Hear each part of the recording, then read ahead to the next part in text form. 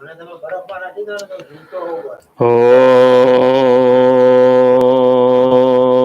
यो ब्रह्माणं विदधाति पूर्वं यो वै वेदांश्च प्रहिणोति तस्मै तं हदेवमात्मबुद्धिप्रकाशम् मुमुक्षुर्वै शरणमहं प्रपद्ये मुमुक्षुर्वै शरणमहं प्रपद्ये। ॐ शान्ति शान्तिः शान्तिः। श्रीरामः शरणं समस्तजगतां रामं विना का गति रामेण प्रतिहन्यते कलिमलम् रामाय कार्यं नमः। रामात्रस्यति कालभीमभुजगो रामस्य सर्वं वशे रामे भक्तिरखण्डिता भवतु मे रामत्वमेवाश्रयः। शङ्करं शङ्कराचार्यं केशवं बादरायणं सूत्रभाष्यकृतौ वन्दे भगवन्तौ पुनः पुनः। ईश्वरो गुरुरात्मेति मूर्तिभेदविभागिने व्योमवद्व्याप्तदेहाय दक्षिणामूर्तये नमः। ओम शांति शांति शांति। अहिल्या का उद्धार हुआ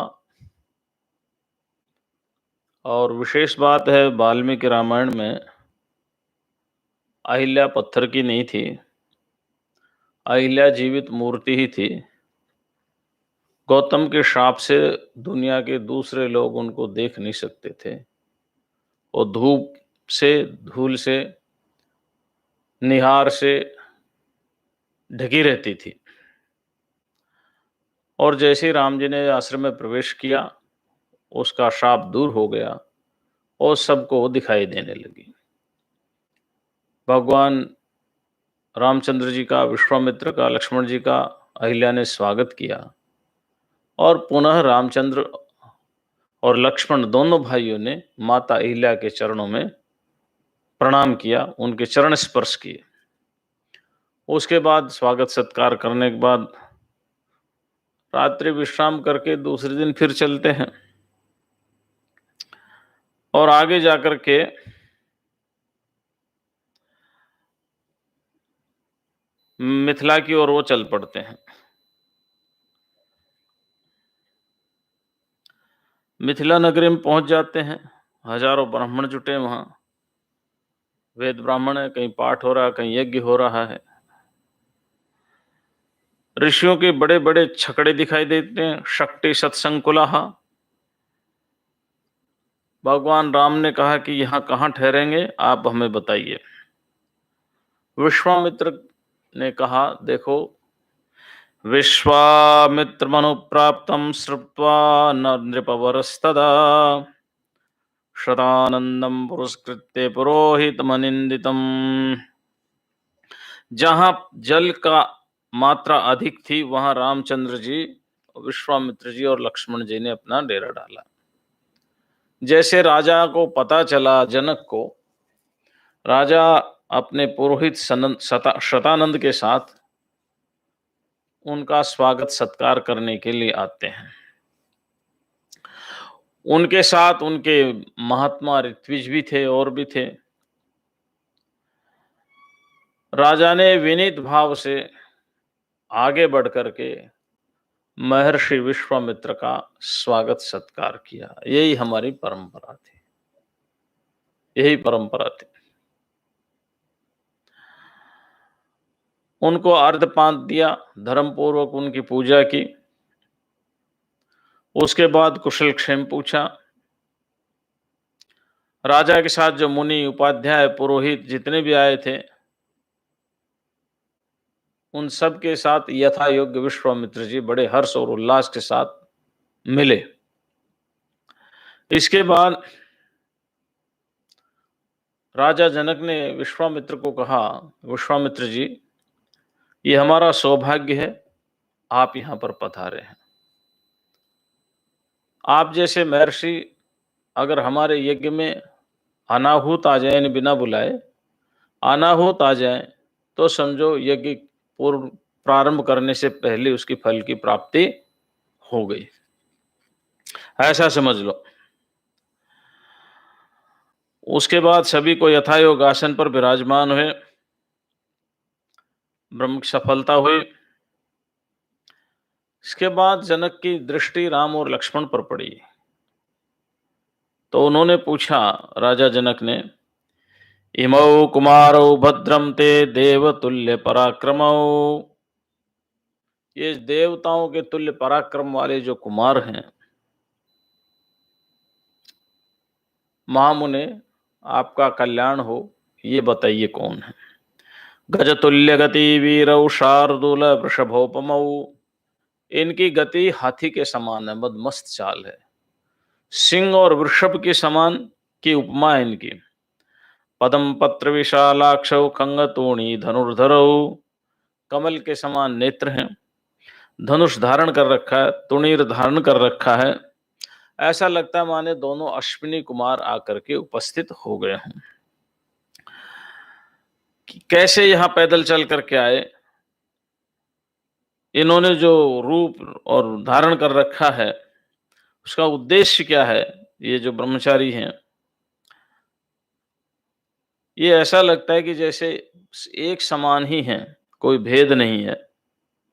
उनका वह वचन सुन करके विश्वामित्र जी ने श्री राम और लक्ष्मण का परिचय दिया, और जो परिचय अब तक देते आए हैं, जो जितना अब तक हमने राम जी और विश्वामित्र जी का संबंध सुना, उतना सारा दिया।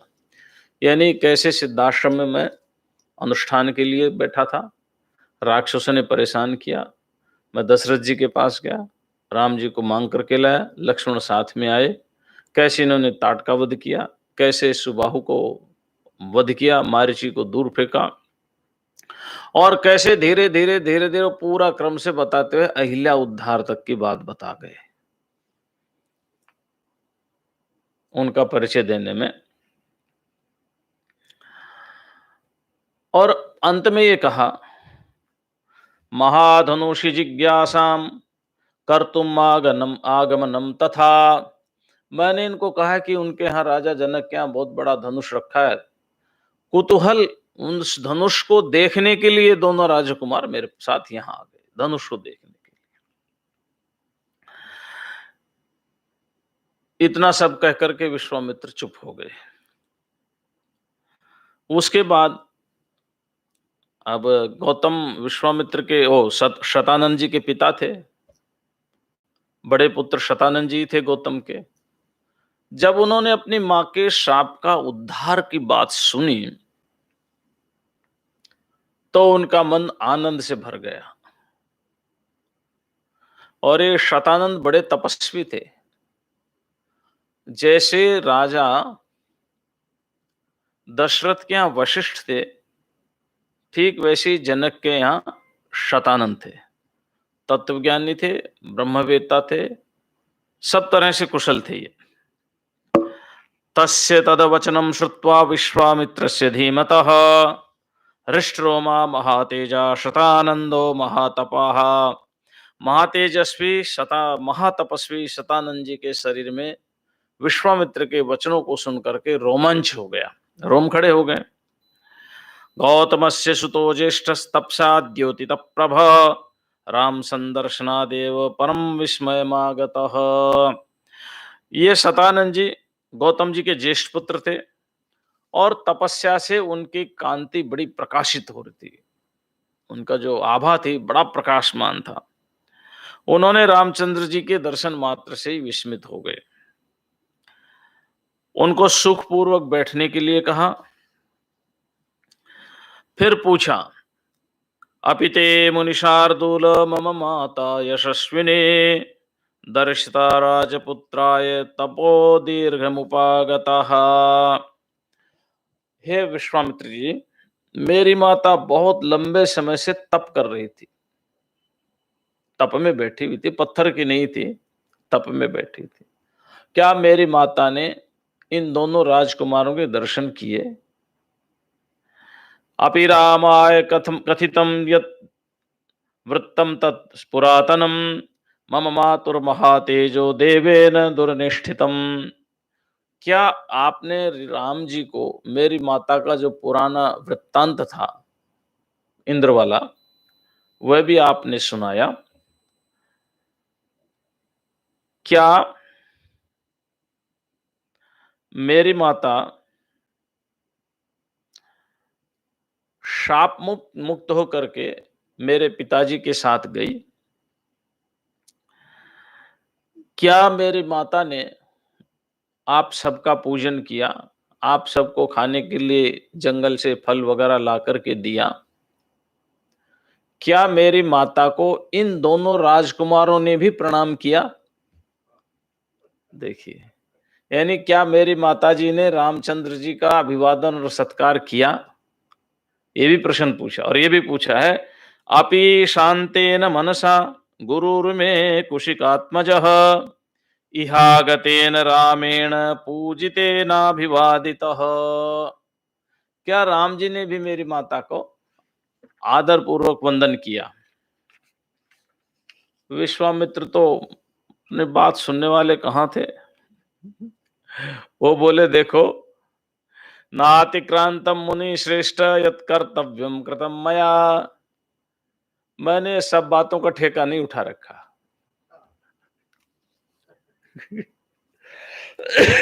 करके सारा काम आए हैं और अब क्रोध भी नहीं कर रहे, है ना? क्रोध भी नहीं कर रहे। क्यों? क्योंकि कुछ चीजें माता पिता की पुत्र को नहीं बतानी चाहिए। इंद्र का और गौतम का शाप, गौतम को जो इंद्र को शाप दिया और शतानंद को बताना पड़ता, तो ये मर्यादा है। अगर विश्वामित्र विस्तार से बताते, सारी बात बतानी होती। तो माता पिता का जो वृत्तांत, अब हमारे यहाँ एक कवि हुए कालिदास, नाम सुना होगा। उन्होंने कुमार संभवम करके एक महाकाव्य लिखा है। भगवान शंकर को माता पिता मानते थे। उन्होंने मंगलाचरण भी किया रघुवंश का। वागर्थाविव संपृक्तौ वागर्थ प्रतिपत्तये जगतः पितरौ वंदे पार्वती परमेश्वरौ। जैसे वाक और अर्थ, वाणी और अर्थ एक दूसरे के साथ ही रहते हैं, उनको अलग नहीं किया जा सकता,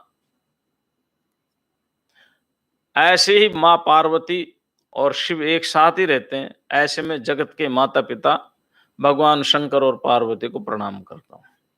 माता पिता को प्रणाम किया, ठीक है, माता पिता है। लेकिन कुमार संभव में, काव्य में लिखते समय माता पिता का जो वर्णन नहीं करना चाहिए वो वर्णन, क्योंकि वो तो कवि थे, श्रृंगार रस का भी वर्णन करना ही था। और माता के तो श्रृंगार रस का वर्णन का विधान है नहीं शास्त्रों में, आप नहीं कर सकते, भले ही आप कवि हो। तो उनको कोड हो गया। क्या हो गया? कोड हो गया। पता चला कि आपने भगवान शंकर और पार्वती को माता पिता माना है, तो आपने अपनी मां के श्रृंगार का वर्णन कैसे किया? धर्म विरुद्ध, वेद मर्यादा विरुद्ध। इसके लिए फिर से आप उन्हीं की आराधना करो। तो शतानंद को सारी बात को बताना पड़ता, विश्वामित्र जी को, शतानंद को। इसलिए उन्होंने कहा, भाई मैंने सबका ठेका नहीं ले रखा, मेरा जो कर्तव्य कर्म था वो मैंने कर दिया। मेरा कर्तव्य कर्म क्या था? अहिल्या का उद्धार कराना। ये मेरा कर्तव्य कर्म था, वो मैंने कर दिया। नातिक्रांतम मुनि श्रेष्ठ यत् कर्तव्यम कृतम मया। ऐसा नहीं, विश्वामित्र उनको बताना नहीं चाह रहे थे। विश्वामित्र एक धर्म मर्यादा है, तपस्वी हैं। तो वो विश्वामित्र जो घटना हुई वो शतानंद को बताना नहीं चाहते थे। संगता मुनिना पत्नी भार्गवेण एव रेणुका। और फिर विश्वामित्र ने कहा, गौतम, महर्षि गौतम से अहिल्या उसी प्रकार से जाकर के मिली जैसे भृगुवंशी जमदग्नि से रेणुका मिल गई हो।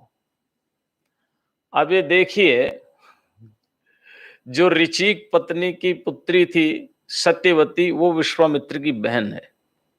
समझ रहे ना आप? और विश्वामित्र की बहन का लड़का है जमदग्नि। विश्वामित्र की बहन का लड़का है जमदग्नि।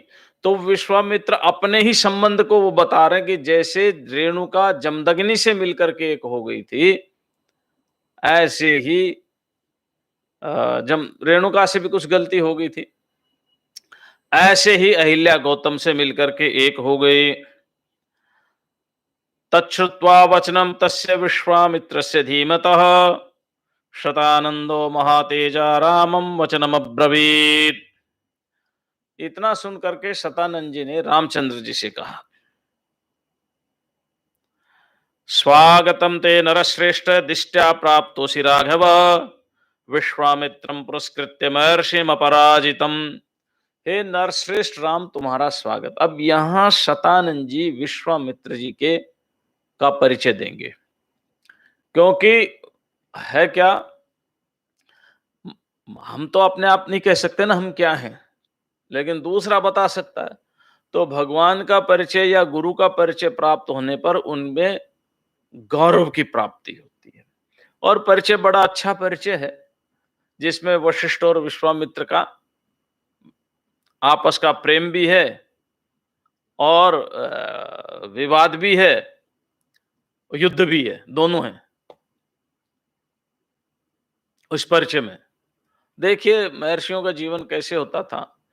एक ऋषि को ब्राह्मणत्व प्राप्त करने के लिए कितना तप करना पड़ता था। ब्राह्मण का मतलब वेद स्वयं आकर के उसके अंदर उद्भूत हो जाए और अपने अर्थों को प्रकट कर दें,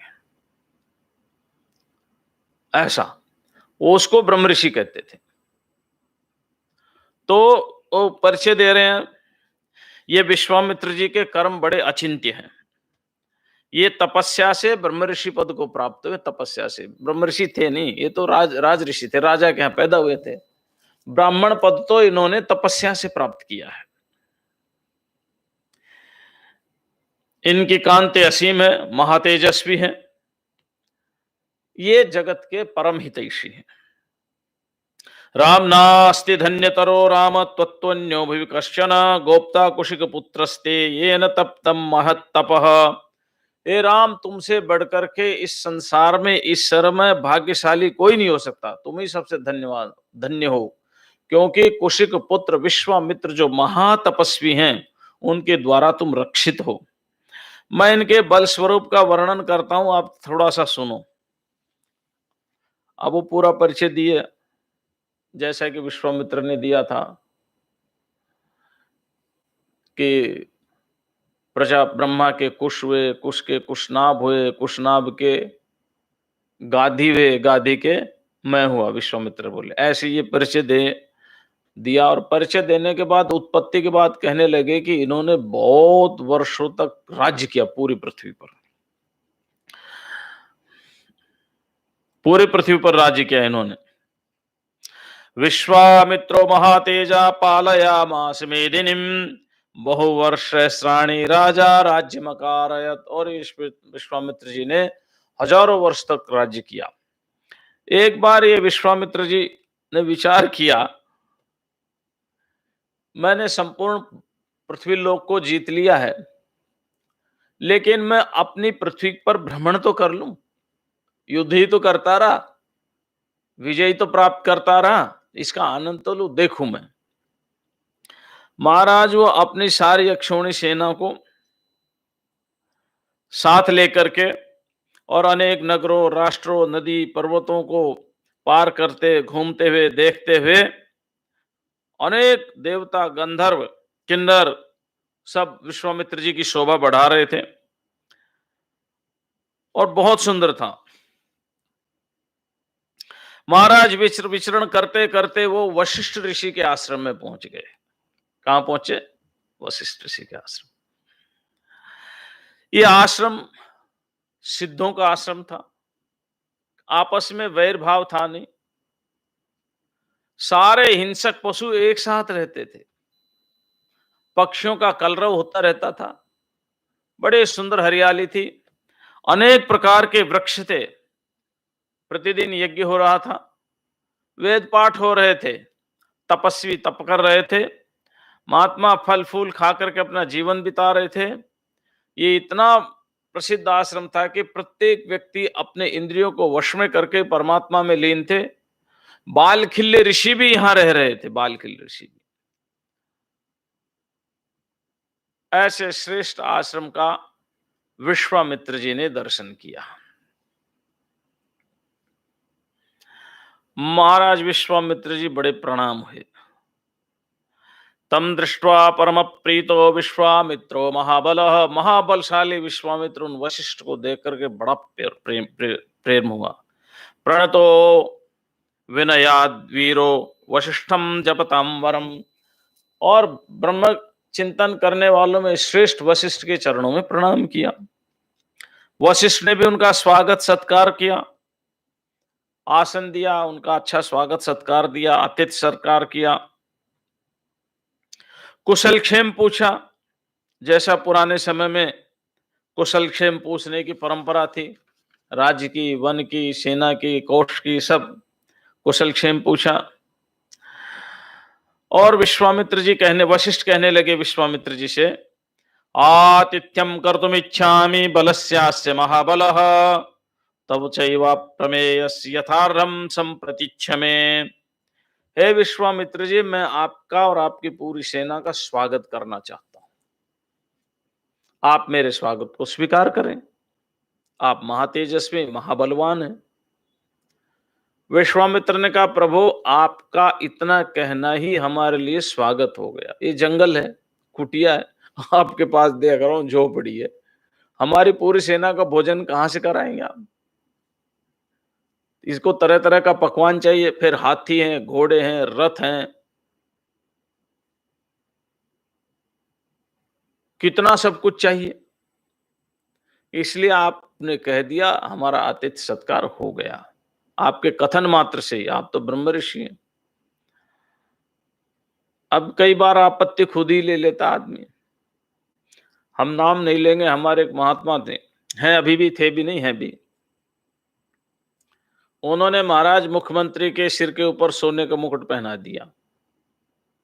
मुख्यमंत्री ने जाते ही सबसे पहले महात्माओं के ऊपर ही कानून कर दिया, आश्रमों पर उनकी बिजली बढ़ा दी, उनके कमरे के हिसाब से चार्ज चालू कर दिया, सभी पर।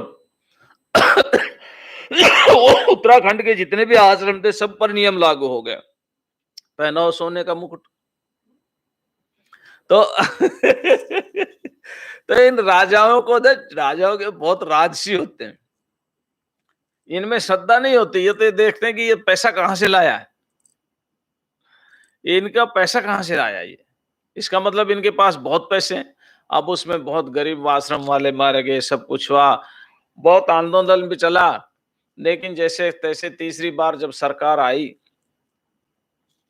तब उसको वापस लिया गया, वो भी बड़ी मुश्किल से। तो ये राजाओं का ऐसा ही काम है। वशिष्ठ जी ने कहा स्वीकार करो, विश्वामित्र ने मना करते रहे। जब 3-4 बार कहा तो विश्वामित्र ने सोचा ये ब्रह्म ऋषि अगर शाप दे गए तो मुश्किल हो जाएगी, भाई इनका अतिथि स्वीकार कर लो, यही अच्छा रहेगा। महाराज कहने लगे,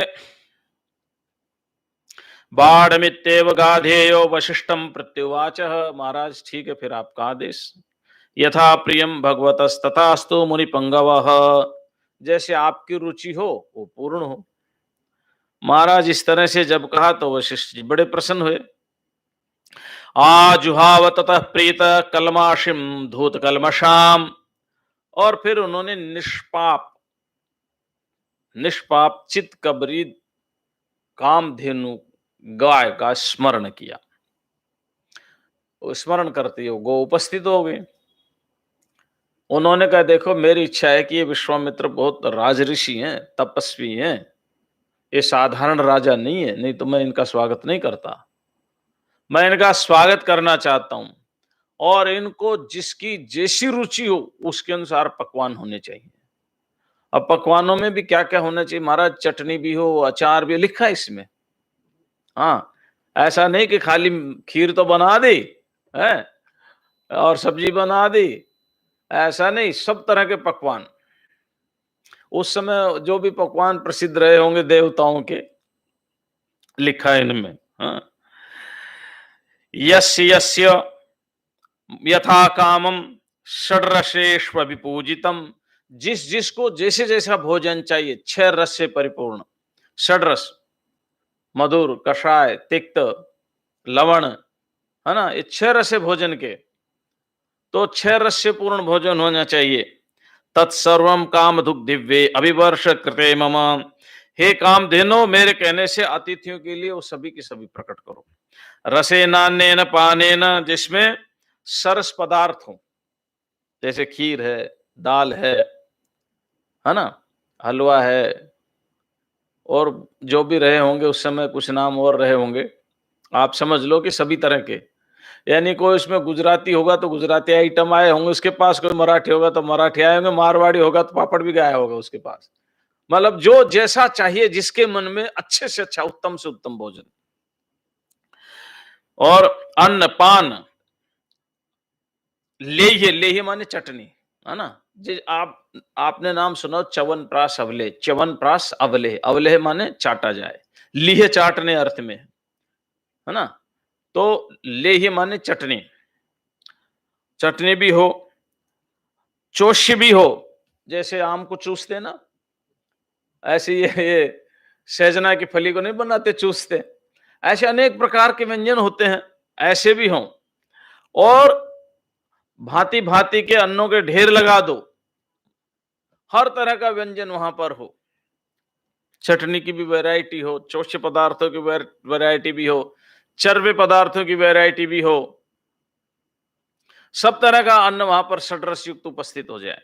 कामधेनु दिव्य अंधरस उपस्थित कर दिया महाराज, और सोने की थाली में सबके पास भोजन चला गया एक साथ, है ना चमत्कार। एवं मुक्त्वा वसिष्ठेन शबला शत्रुसूदन विदधे काम दुख कामान यस्य यस्येप्सितम तथा, वशिष्ठ जी के ऐसा कहते ही शबला चितकबरी कामधेनु ने जिस जिसको जैसा जैसा भोजन चाहिए था, उस तरह का भोजन सबके पास सोने की थाली में चला गया। अनेक प्रकार की थालियां थी, कटोरी थी, सब कुछ, चम्मच चम्मच सब कुछ था उसमें। और इसमें बताया क्या क्या गया, गरम गरम चावल के भात के ढेर लग गए, खीर, मृष्टान्नान्यपि सूपाश्च दधिकुल्यास्तथैव च, वाह, दूध दही और घी की तो मानो नहरें बहा दी, इतना दूध दही घी हो गया। दाल बहुत कई तरह की बन गई, खीर बना दी, पायस बना दी, अनेक प्रकार के स्वादो रस, अनेक प्रकार का भोजन वहां तैयार कर दिया। विश्वामित्र ने और उनकी सेना ने आराम से भोजन किया, और विश्वामित्र जी प्रसाद पा करके पूरी सेना तृप्त हो गई। ऐसी तृप्ति उनको अभी तक कहीं भी प्राप्त नहीं हुई थी।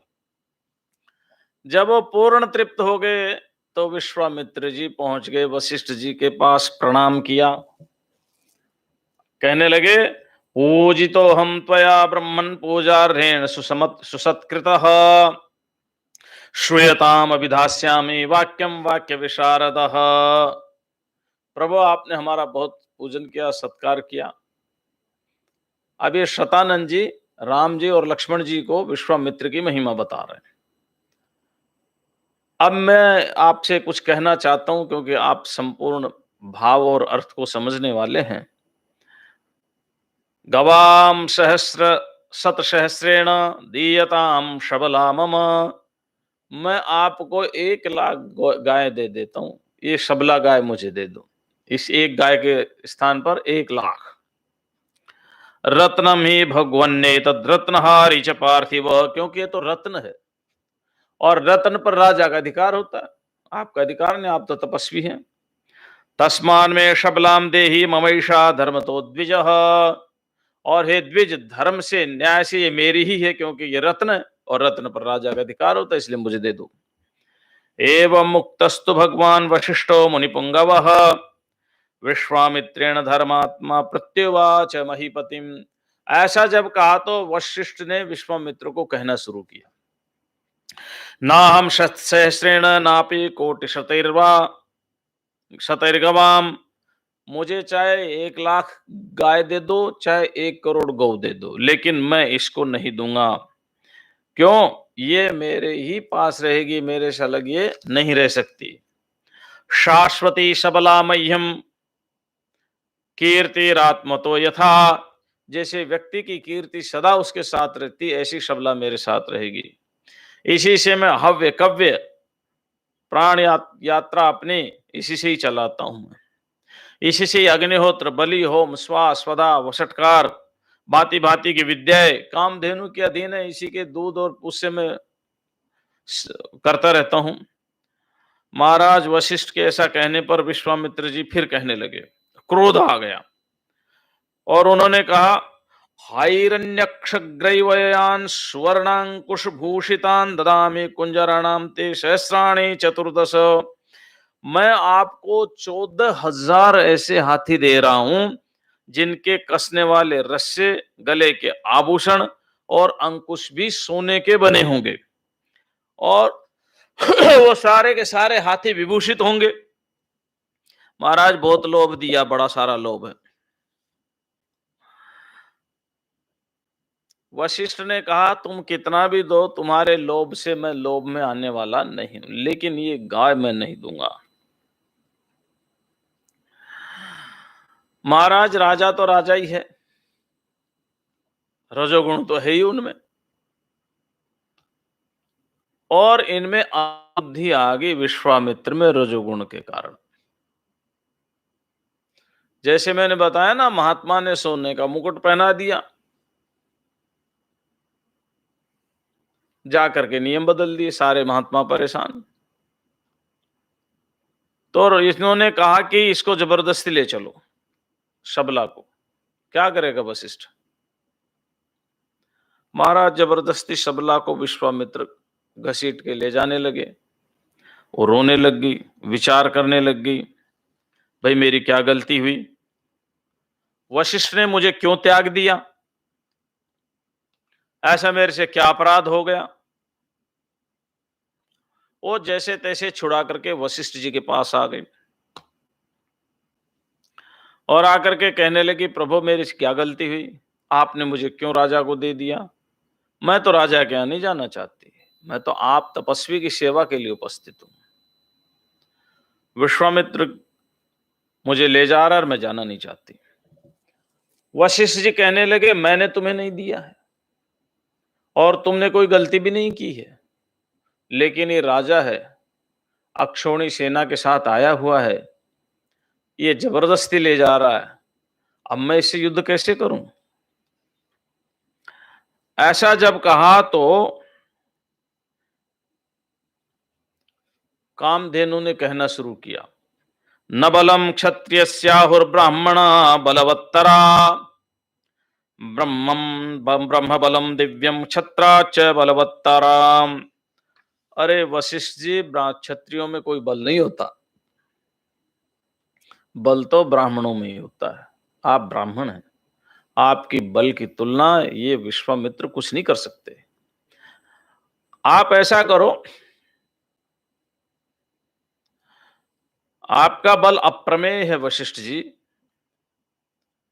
किसी भी तरह से विश्वामित्र आपके बल को सहन नहीं कर पाएंगे।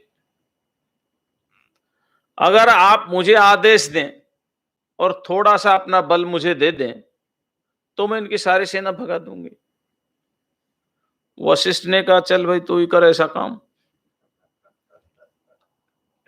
कामधेनु ने अनेक सैनिक प्रकट कर दिए और सारी सेना विश्वामित्र की परास्त होगी। विश्वामित्र देखते रहे कि ये क्या है, महाराज फिर विश्वामित्र खुद ही युद्ध के मैदान पर आकर के डट गए। कामधेनु ने और सेना पैदा कर दी, और जब सेना की तो महाराज बड़ा भारी युद्ध हुआ, लेकिन विश्वामित्र की कोई सेना टिक नहीं पाई। महाराज विश्वामित्र के 100 पुत्र मारे गए।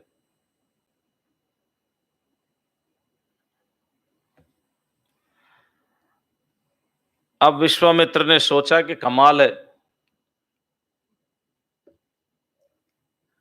उन्होंने कहा अब मैं महादेव जी की तपस्या करके दिव्य अस्त्र शस्त्र प्राप्त करूंगा, तब देखूंगा इनको, वशिष्ठ को। विश्वामित्र जी बहुत दुखी हुए, क्योंकि पहली बार पराजय का सामना करना पड़ा था, वो भी एक गौ के सामने। बड़े खिन्न मन हुए। क्षत्रिय तो थे ही, धैर्य त्यागा नहीं, तपस्या का मन बना लिया। तप में ही शक्ति है, तप में ही सब कुछ है।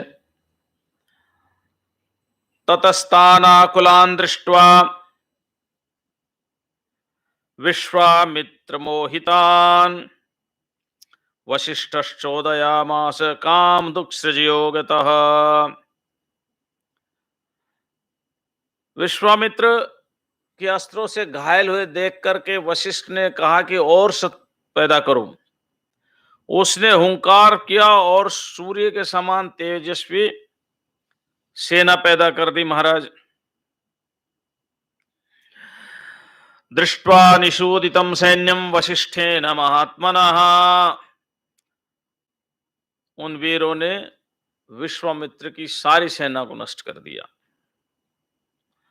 वशिष्ठ द्वारा अपनी सेना का संहार हुआ देख विश्वामित्र सुतानाम तो शतम नाना विधायुतम अभ्यधावत संसुक्रद्धम वशिष्ठम जपताम वरम हुंकारेण युतान सर्वान निर्ददाह महान ऋषि। विश्वामित्र के 100 पुत्र भयंकर आयुध धारण करके बड़े ही दुर्धर्ष और क्रोध से वशिष्ठ को मारने के लिए दौड़े। वशिष्ठ ने हुंकार करने मात्र से ही वो 100 के 100 वहीं नष्ट हो गए, खत्म हो गए। भाई निर्ददा माने क्रोधाग्नि से जला दिया उनको, जल गए हो तो हुंकार मात्र से। महाराज 2 घड़ी में जल करके मर गए। विश्वामित्र के सभी पुत्र जितने थे सैनिक थे वो भस्म हो गए। अपनी सारी सेना को और पुत्रों को मारा हुआ देख करके समुद्र निर्वेगो भग्न दंष्ट्र इवोर्गः उप्रक्त इवादित्य सद्यो निष्प्रभताम गतः। विश्वामित्र का जो समुद्र के समान वेग था तुरंत शांत हो गया, और मन ही मन में बहुत खिन्न हुए, और उन्होंने कहा मेरा भी एक पुत्र बचा है, इसको मैं राज दे देता हूं, और मैं जाकर के तपस्या करता हूं हिमालय में, जाकर के भगवान महादेव का वहां से दिव्य अस्त्र शस्त्र प्राप्त करूंगा। महाराज पुत्र को राज दिया, और पुत्र को राज दे करके स्वयं हिमालय में जाकर के भगवान शंकर की तपस्या करने लगे। महादेव प्रसादार्थम तपस्ते पे महातपः केनचित् तत्त्वथ कालेन देवेशो वृषभध्वजः दर्शयामास वरदो विश्वामित्र महामुनिम। कुछ काल के बाद भगवान महादेव जी प्रसन्न हो गए। उन्होंने कहा वर मांगो। तो विश्वामित्र जी ने कहा हे प्रभु, यदि आप मुझ पर संतुष्ट हैं तो अंग उपांग उपनिषद रहस्यों से धनुर्वेद मुझे प्राप्त हो जाए सारा, और यानी देवेषु शास्त्राणी दानवेषु महर्षिषु, जितने देवताओं के, दानवों के, गंधर्वों के, यक्षों के, राक्षसों के पास जो अस्त्र शस्त्र हैं वो सब मुझे प्राप्त हो जाए, दिव्य अस्त्रों की मुझे निरंतर प्राप्ति हो जाए। भगवान शंकर ने कहा तथास्तु, ठीक है जाओ। विश्वामित्र को घमंड हो गया, बड़ा अहंकार हो गया, बड़ा अहंकार हो गया। तो वो आए विश्वामित्र के आश्रम में और अपने दिव्य अस्त्रों की, शस्त्रों की बारिश कर दी। महाराज चहचहाता हुआ वो आश्रम सूना हो गया। पेड़ सारे जल करके भस्म हो गए, लताएं औषधियां भस्म हो गई। वहां के ऋषि मुनि तप कर रहे थे, वो भागने लग गए, ब्रह्मचारी भागने लग गए, पशु भागने लग गए, पक्षी भागने लग गए। मृग भागने लग गए। विश्वामित्र ने वशिष्ठ ने सोचा क्या आफत आ गई। देखा तो विश्वामित्र, तो वशिष्ठ ने कहा, एवं मुक्तो वशिष्ठेन विश्वामित्रो महाबलः आग्नेयमस्त्रमुद्दिश्य तिष्ठ तिष्ठेति चाब्रवीत। विश्वामित्र ने कहा, अरे दुराचारी, दुष्ट, विवेक शून्य, तूने इस पूरे आश्रम को नष्ट कर दिया, अब तो कुशल से नहीं रह सकता। और वो कालाग्नि के समान उद्दीप्त हो उठे और यमदंड के समान हाथ में एक दंडा पकड़ लिया। विद्भोत विधोमैव कालाग्निर्यम दंडमिवापरम इत्युक्त्वा परम क्रोधो दंडमुद्यम्य सत्वरा। एक दंडा ले लिया हाथ में। कई बार आपने महात्माओं के हाथ में देखा होगा ना, छोटा सा दंडा, उतना ही छोटा था वो, और लेकर के खड़े हो गए। बोले अब आओ तुम। महाराज विश्वामित्र ने अपने अस्त्रों का प्रयोग करना शुरू किया। आग्नेय अस्त्र ब्रह्मदंड में जाके समा गया, कालदंड समा गया, और जितने भी थे विश्वामित्र कहने, वशिष्ठ जी कहने लगे, क्षत्रबंधो स्थितोस्मेष यद्बलम तद्विदर्शयः नाश्याम यद्यते दर्पम शस्त्रस्य तव गाधिजः। अरे छत्रबंधो, छत्रबंधो का मतलब तो क्षत्रिय नहीं है, क्षत्रिय जैसा आचरण कर रहा है नहीं, तो विश्वामित्र को कहा, अरे क्षत्रियादम, लो मैं ये खड़ा हो गया, तेरे पास बल हो सारा दिखाओ। अरे गादी पुत्र, आज तेरे सारे अस्त्र शस्त्रों को समाप्त करके मैं तेरे घमंड को चकनाचूर कर दूंगा। क्वच ते क्षत्रिय बलम क्वच ब्रह्म बलम मत। अरे क्षत्रिय कुल कलंक विश्वामित्र, कहां तेरा क्षत्रिय बल है और कहां मेरा महान ब्रह्म बल है। पश्य बहा ब्रह्म बलम दिव्यम मम क्षत्रिय पांशनः। अरे ओ मेरे ब्रह्म बल को देख। और ये आकर के महाराज खड़े हो गए। अब विश्वामित्र ने सारे हथियार लगाए, जितने भी रौद्र, वरुण, इंद्र, पाशुपत, ऐशिक, और जितने उसके पास थे, मानव, मोहन, गंधर, स्वापन, जृंभण, मादन, संतापन, विलापन, जितने भी थे दिव्य दिव्य सारे के सारे अस्त्र विश्वामित्र ने चलाए। लेकिन सारे के सारे अस्त्र उस ब्रह्मदंड में जाकर के समाहित हो गए। वशिष्ठ के जो दंड ले रखा था, एक दंडा, उसमें जाकर के समाहित हो गए। उनको बड़ा क्रोध हुआ। महाराज फिर और दिव्य अस्त्र चलाए, गंधर्वों के, इसके उसके, सब खत्म हो गए। उसके बाद उन्होंने ब्रह्मास्त्र का प्रयोग किया विश्वामित्र ने। जब ब्रह्मास्त्र का प्रयोग किया तो वशिष्ठ ने अपने ब्रह्मदंड से ब्रह्मास्त्र को भी रोक दिया। महाराज आप भी शांत हो जाओ। ब्रह्मास्त्र भी शांत हो गया। महाराज वशिष्ठ के समस्त रोमकूपों से किरणों की भांति धूमयुक्त आग की लपटें निकलने लगी। बड़ा भयंकर हुआ। उसी समय सारे मुनिगण आ गए और वशिष्ठ को कहने लगे, प्रभु आप अपने तेज को अपने अंदर रखो, ये ब्रह्म तेज को बाहर मत निकालो, नहीं सारा का सारा त्रिलोकी जल करके भस्म हो जाएगा। ये विश्वामित्र का कुछ नहीं जाएगा, त्रिलोकी जल करके भस्म हो जाएगा। और ये विश्वामित्र अब आपके सामने पराजित हो गए। महाराज वशिष्ठ ने अपने ब्रह्म तेज को अपने अंदर ही समाहित किया और अंत में विश्वामित्र कहते हैं, दिग्बलम क्षत्रिय बलम ब्रह्म तेजो बलम बलम। अरे क्षत्रिय बल को धिक्कार है, ब्रह्म तेज से प्राप्त होने वाले बल ही वास्तव में बल है। एकेन ब्रह्मदंडेन सर्वास्त्राणि हतानि, में एक ब्रह्मदंड से मेरे सारे अस्त्र समाप्त कर दिए।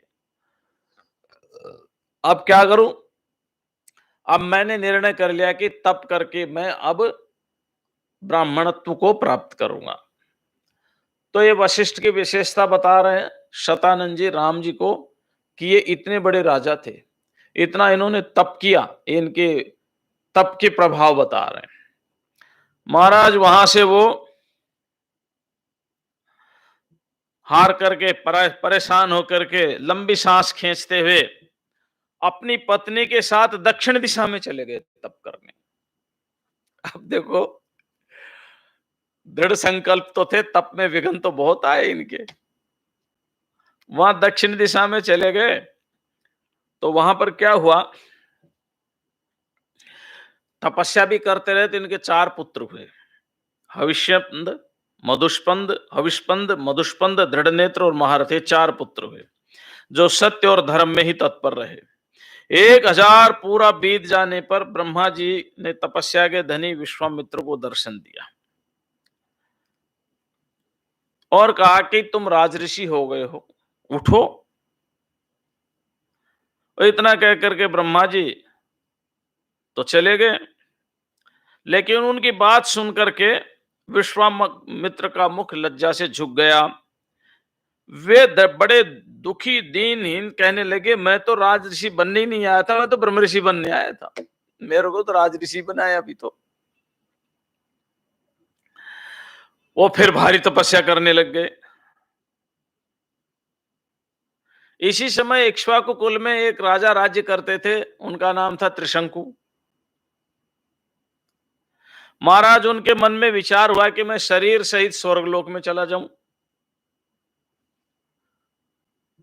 वो शरीर सहित स्वर्गलोक में जाने के लिए वशिष्ठ जी के पास चले गए।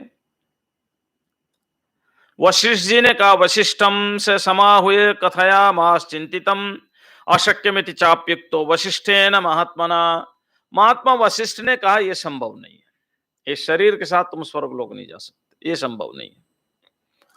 महाराज, उन्होंने वहां से निरुत्तर, लेकिन उनको दृढ़ संकल्प था कि मैं शरीर के साथ ही स्वर्गलोक में जाऊंगा। वो वशिष्ठ के पुत्रों के पास आ गए। वशिष्ठ के पुत्रों ने उनको डांट दिया, अरे जब हमारे पिताजी ने मना कर दिया तो हम कैसे तुम्हारा यज्ञ करा सकते हैं, कैसे तुमको स्वर्ग भेज सकते हैं। भगा दिया। और महाराज, उन वशिष्ठ के पुत्रों ने कहा, वो त्रिशंकु ने कहा, ठीक है, अगर आप मेरे पुरोहित नहीं बनना चाहते, परंपरा इक्ष्वाकुल की, इक्ष्वाकुल परंपरा में तो वशिष्ठ ही पुरोहित है हमारे। जब से ब्रह्मा जी ने नियुक्त किया वशिष्ठ जी को कि आप इस कुल को संभालना, अगर आप नहीं हमारा पौरोहित्य करेंगे तो हम किसी दूसरे के पास चले जाएंगे। तो उन्होंने कहा, तुम्हें अपने गुरु पर विश्वास नहीं, गुरु पर श्रद्धा नहीं, अरे कोई दूसरा उपाय पूछ लेता स्वर्ग जाने का। नहीं, मैं तो यज्ञ के द्वारा सशरीर जाऊंगा, इसी शरीर से जाऊंगा, यज्ञ के द्वारा ही जाऊंगा, मैं कोई दूसरा आचार्य बनना लूंगा। क्रोध आ गया, उन्होंने शाप दे दिया, चांडाल हो जाओ। बेचारा चांडाल हो गया। महाराज, जब वो घूमता घूमता उसे पता चल गया कि विश्वामित्र की और वशिष्ठ की कहीं आपस में गड़बड़ हो गया, है ना, पता चल ही जाता है, क्योंकि वशिष्ठ थे तो इक्ष्वाकु वंश के ही तो पुरोहित थे, और ये भी इक्ष्वाकु वंश में ही था, त्रिशंकु भी। तो उन्होंने कहा, वशिष्ठ ने जो काम नहीं किया विश्वामित्र काम कर देंगे, क्योंकि विश्वामित्र को इस समय अहंकार है कि जो वशिष्ठ नहीं कर पाए वह मैंने कर दिया। तो वशिष्ठ के से द्वेष रखने के कारण वो जरूर ये काम कर देंगे।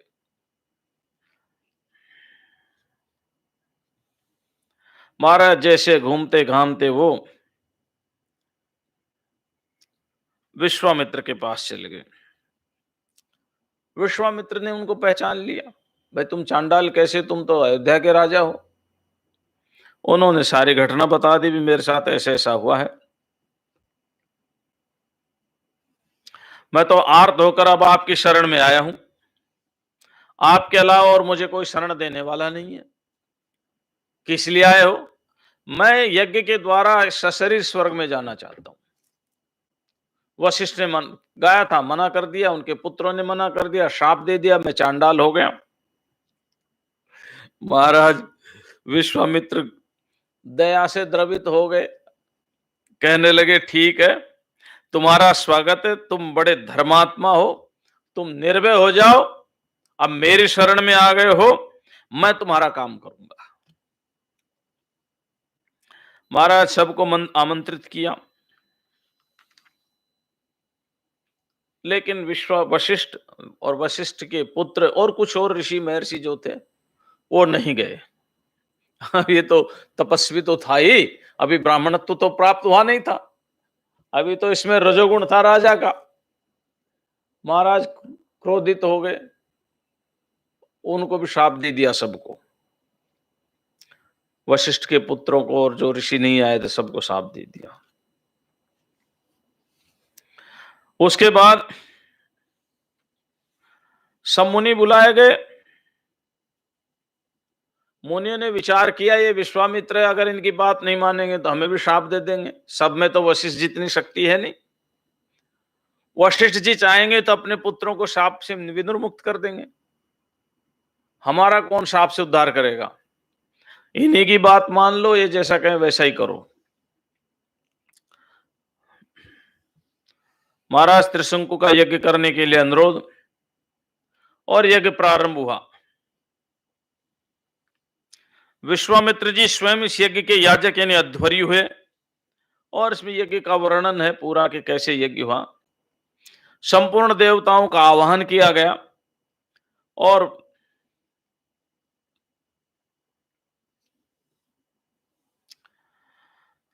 उनको स्वर्ग भेज दिया गया। लेकिन महाराज स्वर्ग तो जा नहीं पाए। इंद्र ने उनको धकेल दिया नीचे की ओर। अब वो बेचारे लटक गए बीच में। त्रिशंकु, विश्वामित्र को क्रोध आ गया, कहने लगे ठीक है, मैं नया स्वर्ग बना देता हूं। फिर लोगों ने समझाया, ऋषि महर्षियों ने, भाई नया स्वर्ग मत बनाओ, ये बीच में लटके हो, कोई स्वर्ग जैसा सुख हम दिला देंगे इंद्र से कह करके। अब विश्वामित्र ने कहा ठीक है भाई, आपकी बात भी मान लेते हैं।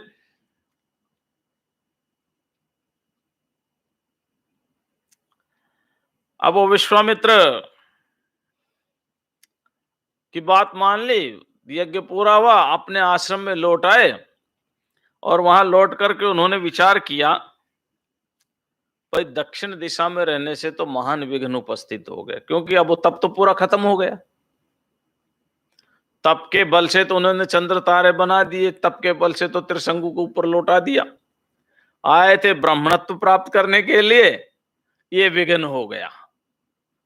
फिर भी शतानंद जी कह रहे हैं उसके बाद भी ये ऋषि माने नहीं, फिर तप करने के लिए अब वो पश्चिम में चले गए। महाराज पहले दक्षिण में गए थे, अब पश्चिम में पुष्कर क्षेत्र में चले गए।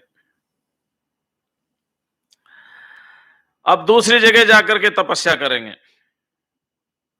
पश्चिमायाम विशालायाम पुष्करेषु महात्मनः सुखम तपश्चरिष्याम सुखम तद्धि तपोवनम।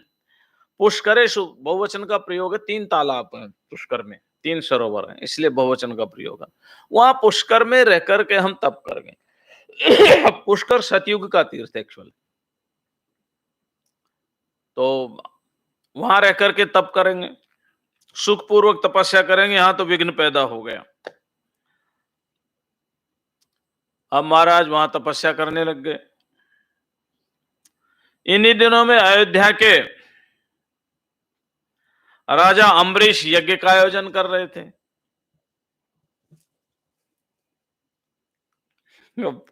अब जिसको विघ्न आना होता तो कहीं भी आता है। अम्बरीश के यज्ञ पशु यानी अश्व को इंद्र ने हरण कर लिया। उनके यजमानों ने कहा अगर यज्ञ पूर्ण करना है तो आज ही अश्व लेकर के आओ, अगर अश्व ना मिले तो बोले किसी को बहुत ज्यादा धन दे करके और कोई बच्चा खरीद लो। अब महाराज अश्व तो इतनी जल्दी आए कहां से, इन्होंने सोचा कोई बच्चा ही खरीद लेते हैं। अब ये बच्चा खरीदने के लिए कोई बहुत कोशिश की, अंत में ऋषि जो विश्वामित्र का ही बहनोई है, यानी विश्वामित्र की बहन का पति,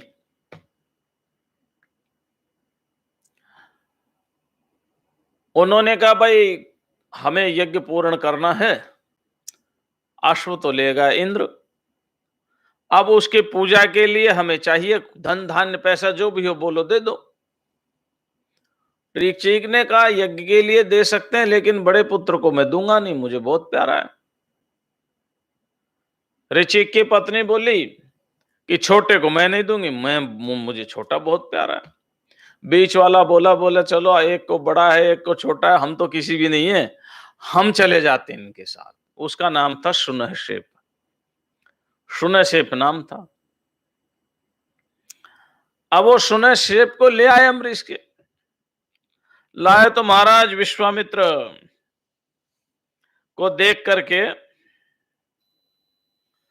वो रोने लग गए, भाई हमारी रक्षा करो।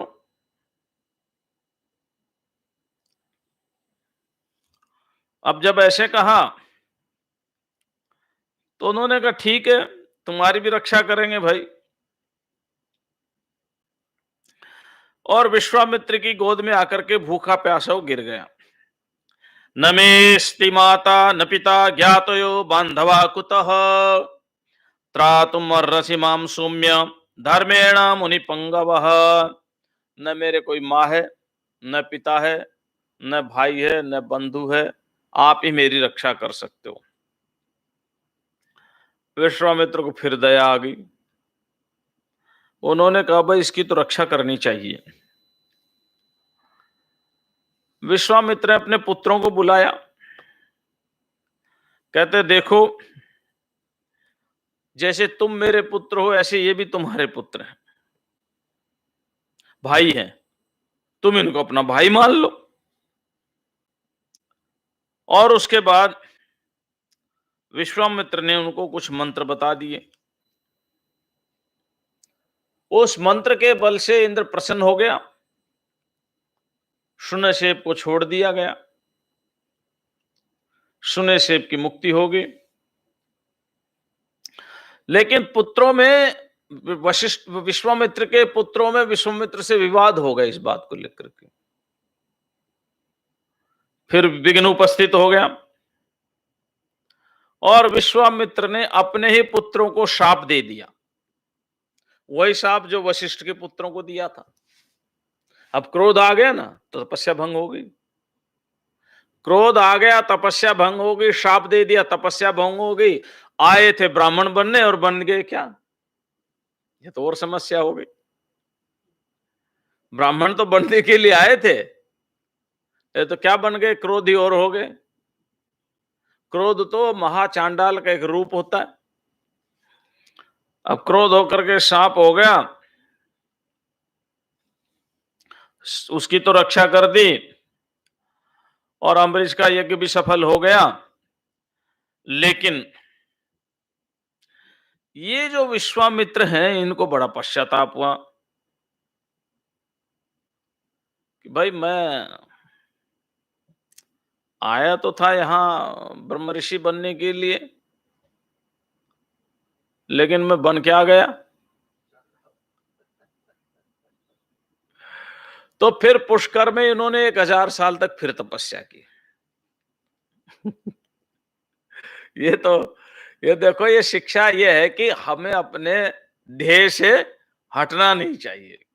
कितना सावधान होकर के ऋषि तप कर रहे हैं, लेकिन फिर भी कोई न कोई विघ्न उपस्थित आ जाता है। 1000 तक तपस्या की तो फिर ब्रह्मा जी उपस्थित हो गए। उन्होंने कहा तुम ऋषि हो गए हो। ब्रह्मा जी ने सोचा, विश्वामित्र जी ने सोचा अभी मेरी बात बनी नहीं, अभी तो मैं ऋषि हुआ हूं, मुझे और तप करना चाहिए। तपस्या करने लगे तो वहां सरोवर पर मेनका स्नान करने आ गई, देवताओं की भेजी हुई थी। अब ये तो संस्कार उद्भूत हो गए, क्योंकि राजा थे तब भी अनेक प्रकार के भोग भोगे थे, और तपस्या करने गए जब भी पत्नी को साथ ले गए थे। अब यहां पर लाए नहीं थे, पत्नी थी नहीं, मेनका दिखाई देगी इनको, बड़ी सुंदर रूप लावण्य संपन्न, और वो तो अप्सरा थी, उसमें तो दुर्गंध थी ही नहीं, सुगंधी सुगंधी थी, कोमल रूप था। ताम ददर्श हा तेजा मेनकाम कुशिकात्मजः रूपेण प्रतिमां तत्र विद्युतम जलधे यथा। महाराज जैसे बिजली चमक रही हो बादल के बीच में, ऐसी चमक रही थी मेनका। रूप लावण्य से संपन्न थी और मेनका को विश्वामित्र जी ने देखा। कंदर्प दर्प वशगो मुनिस्ताम इदम अब्रवीत अप्सरा स्वागतम तेस्तु वसचेह ममाश्रमे। कंदर्प के दर्प से दलित हो गए, पराजित हो गए, कामदेव से पराजित हो गए विश्वामित्र जी, और कहा है अप्सरा तुम्हारा स्वागत है, तुम मेरे साथ कुछ दिन रहो। अनुग्रहेणेश्व भद्रम ते मदनेन विमोहितम इत्युक्ता सा वरारोहा तत्रैवास्मथा करोत्। मेरे ऊपर अनुग्रह करो।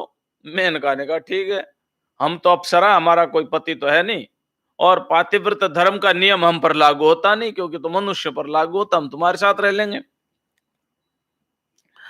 महाराज तपस्या में बड़ा विघ्न आ गया। 10 वर्ष हो गए दोनों को रहते, मेनका को उनको। अथ काले गेते तस्मिन् विश्वामित्रो महामुनि सव्रीड इव संवृत्तश्चिंता शोक परायणः। 10 वर्ष बीत जाने के बाद मुनि को बड़ी लज्जा हुई, बड़ा शोक हुआ, और सोचने लगे हो मेरी तपस्याओं में कितना भारी विघ्न उपस्थित हो गया, ऐसा मैं मोहित हो गया।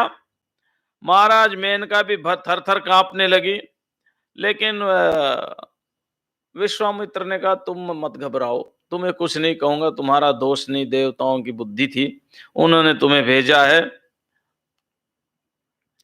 महाराज सब देवता परेशान होने लगे।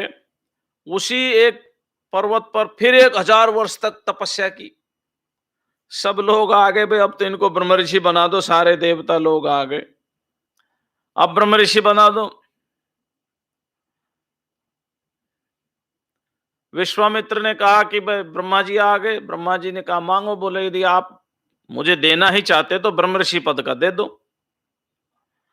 ब्रह्मा जी ने कहा तमुवाच ततो ब्रह्मा न तावत् त्वं जितेन्द्रियः यतस्व मुनि शार्दूल इत्युक्त्वा त्रिदिवं गतः। उन्होंने कहा मुनि अभी तुम इंद्रिय जीत नहीं हुए हो, अभी तुम्हारा अपने इंद्रियों वश में नहीं है, तुम और तप करो, जब इंद्रियों पर विजय प्राप्त करोगे तो तुम्हें ब्रह्म ऋषि पद की प्राप्ति होगी।